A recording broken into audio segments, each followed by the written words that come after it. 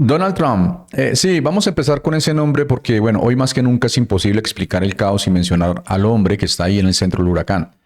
Mira, si estuvieras en España, en Colombia, Argentina o México, estuvieras viendo esto desde afuera, desde otro lado, desde otra perspectiva, y abrieras hoy tu celular para ver qué está pasando en Estados Unidos, pues la sensación que te daría sería rara, ¿no?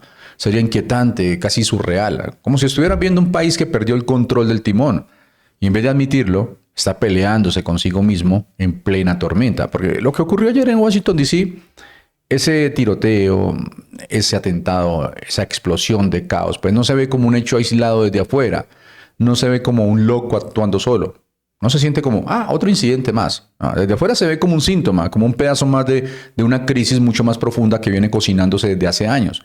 Una crisis que mezcla política, identidad, cultura, miedo, desconfianza e instituciones fracturadas. Y cuando uno ve todo al mismo tiempo desde lejos, pues la imagen que se forma es esta. Estados Unidos ya no parece el país que conocíamos antes. No parece estable, no parece firme, no parece seguro de sí mismo, parece desorientado. Piensa en esto. En cuestión de minutos, Estados Unidos tiene a Fox News culpando a demócratas que ni siquiera estaban cerca del incidente. A un congresista demócrata en CNN diciendo, esperen, ni siquiera sabemos qué pasó. A Donald Trump grabando un video improvisado responsabilizando a Joe Biden de una decisión que según los documentos tomó su propia administración. Lo que sabemos es que él llega aquí desde Afganistán. Ahora, este es un tipo que ha estado residiendo en el estado de Washington, no Washington, D.C., que está en el otro extremo del país.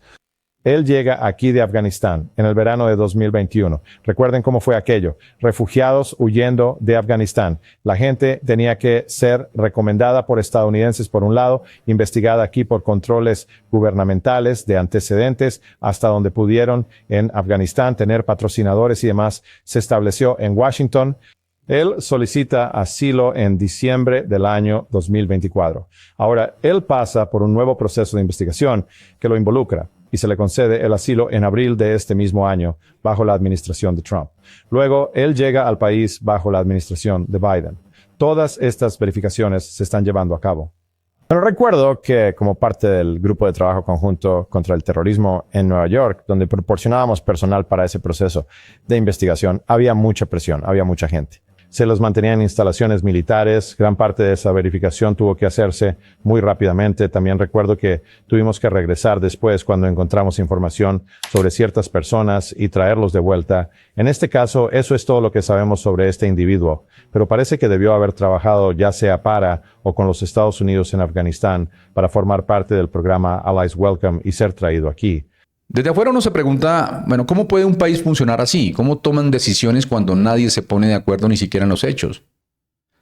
¿Qué está pasando en Estados Unidos para que todo se sienta tan frágil y tan explosivo? Y ahí es cuando te das cuenta de algo más profundo. Estados Unidos ya no está peleando contra enemigos externos. Estados Unidos está peleando consigo mismo. Una parte del país, después de casi un año de Donald Trump en el poder, quiere seguir culpando a Joe Biden por absolutamente todo. Mientras tanto, pues las instituciones, el FBI, el Departamento de Seguridad Nacional, el Ejército, los tribunales, parecen atrapadas en medio de una guerra política que las está desmantelando desde adentro. La consecuencia es brutal. Ya no hay una narrativa nacional, ya no hay una voz unificada, ya no hay una verdad compartida. Hay bandos, hay propaganda, hay ruido, hay miedo.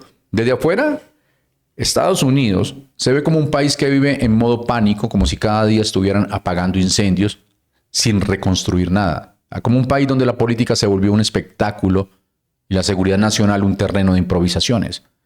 Y eso, bueno, eso sí que da miedo, porque cuando un país así se fractura, el mundo entero lo siente, Europa lo siente, Latinoamérica lo siente, los mercados lo sienten, las embajadas lo sienten, los aliados, los enemigos también.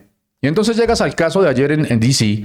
y entiendes que el mundo no lo ve solamente como un ataque, lo ve como un síntoma de algo más profundo. Un país que perdió el centro, un país que perdió el control, un país que perdió la capacidad de mirar en una misma dirección. Mientras tú estás viendo estas pequeñas pantallas, Fox, CNN, Donald Trump hablando al mismo tiempo, el mundo afuera pues ve otra cosa. Un país donde los medios pues ya no informan, sino compiten por imponer un relato. Un país donde los políticos reaccionan antes de saber nada. ¿Solo para qué? Solo para ganar unos puntos en redes o solo para ganar unos puntos para las próximas elecciones. Un país donde el presidente contradice los datos oficiales sin pestañear. Estados Unidos está viviendo la crisis más profunda de su era moderna y el mundo entero está mirando, porque lo que pase aquí nos arrastra a todos. Vamos a mirar el primer videoclip, Donald Trump hablando sobre lo que sucedió en D.C. Puedo informarles esta noche que, basándonos en la mejor información disponible, el Departamento de Seguridad Nacional confía en que el sospechoso bajo custodia es un extranjero que entró a nuestro país desde Afganistán, un verdadero infierno en la tierra. Fue traído por la administración Biden en septiembre de 2021 en esos vuelos infames de los que todo el mundo estaba hablando. O nadie sabía quién iba a entrar, nadie sabía nada al respecto, su estatus fue extendido por legislación firmada por el presidente Biden, un presidente desastroso, el peor en la historia de nuestro país.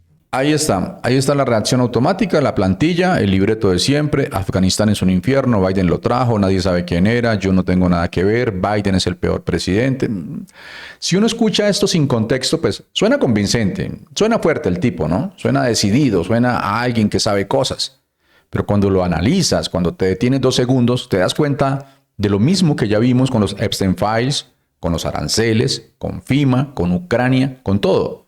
Donald Trump se está defendiendo antes de que salgan los hechos y está culpando a Biden por un proceso que, según los propios documentos, firmó él mismo. Miren, lo más grave no es que él mienta, porque eso ya es una rutina, ya todos lo conocemos.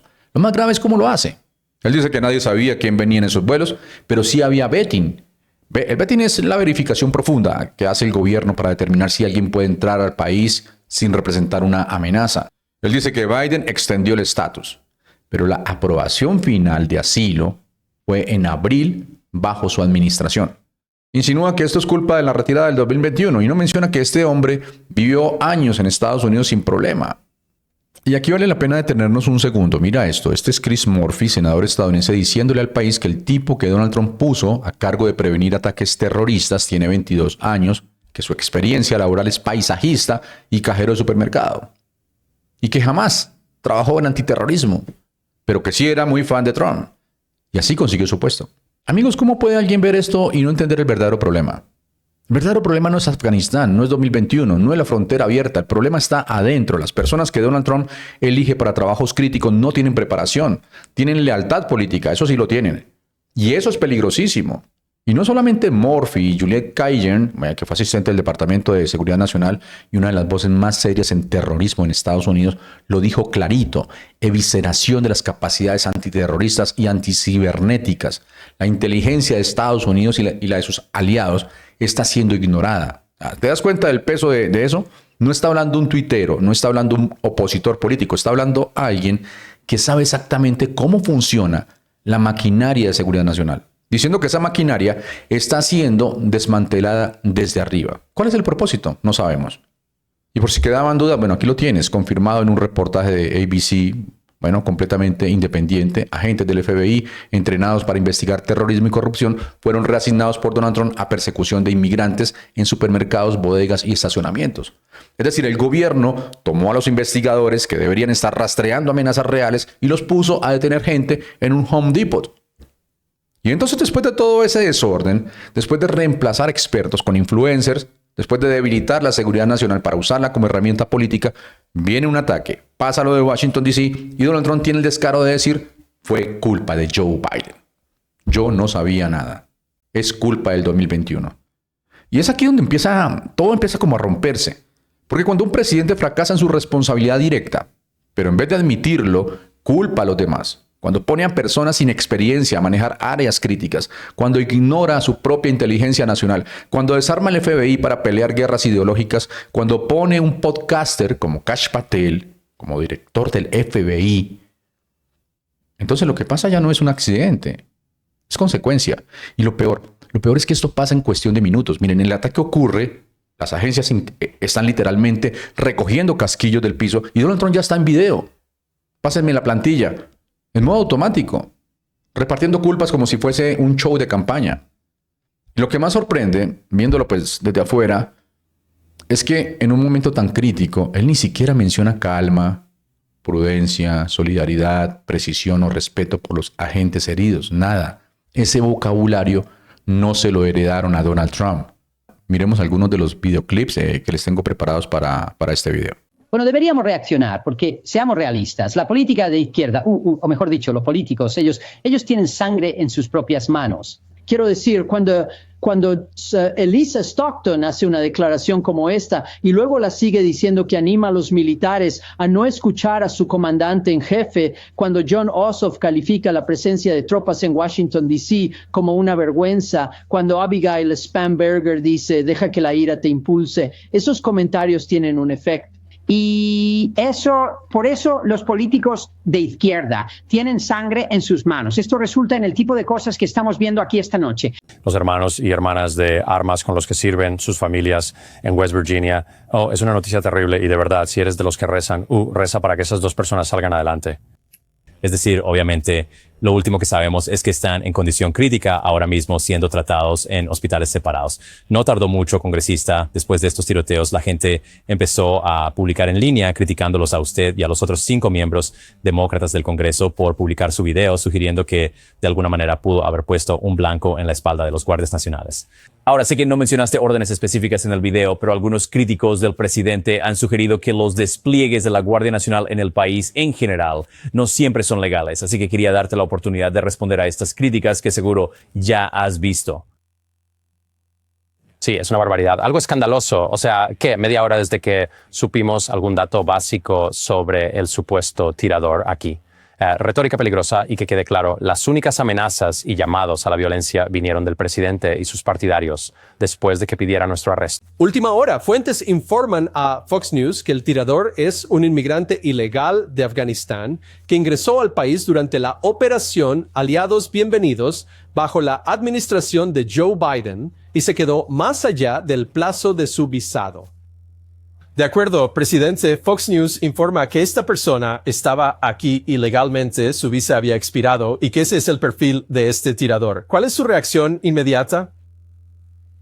Bueno, mi reacción inmediata es que intentamos desesperadamente obtener un recuento completo de todas las personas que llegaron de Afganistán a los Estados Unidos. Pausa durante esa desastrosa retirada bajo la administración Biden. Pausa. Fue una enorme prioridad para el Comité de Supervisión de la Cámara. Nunca obtuvimos esa información. Nunca nos dejaron tener esa información porque no creo que el gobierno tuviera idea, no creo que llevaran una contabilidad precisa, ¿no? Y si lo hicieron, creo que se dieron cuenta de que probablemente había muchos vacíos. Se nos dijo que habría unos 2,000 personas que habían trabajado con nuestros militares como gente que sabes, intentó ayudar a la causa para proteger a nuestras tropas en Afganistán, pero al final eran cerca de 100,000 y no sabemos cuál era ese número y no creo que el gobierno haya llevado bien. Congresista. Seguirle la pista y estoy seguro de que se cometieron errores. ¿Lo sintieron? ¿Percibieron ese choque? Porque esto no solamente es Fox News diciendo una cosa y CNN diciendo otra. No, esto es Estados Unidos hablando 2 idiomas distintos, viviendo 2 realidades paralelas que ya ni siquiera se tocan.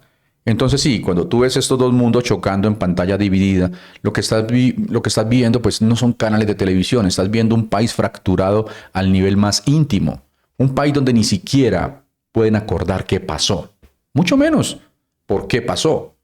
Y eso, siendo honesto, bueno, da una sensación de vacío, de desorden y de vulnerabilidad que se siente desde lejos.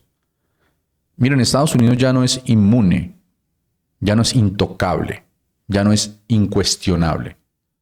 Así que mi frase para este video es una potencia en decadencia.